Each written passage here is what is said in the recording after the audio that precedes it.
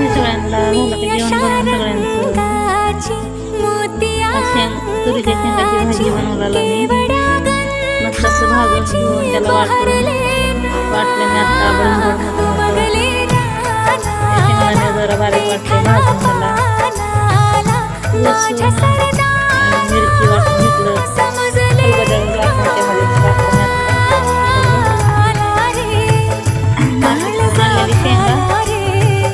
खलबत्त्यामध्ये शेंगाचा पिडक्याच निघाल्या ना अर्ध्या चांगल्या निघाल्या. थोडे अर्धा किलो शेंगा आल्या त्याच्यातून पाव किलोच निघाल्या शेंगा. जास्त पाव किलो कमीच निघाल्या.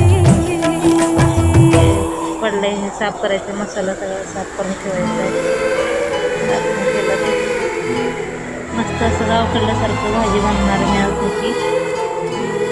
मस्त थंडीच्या महिन्यामध्ये शेंगा भेटतात तुरीच्या. खावा सगळेजण घेऊन.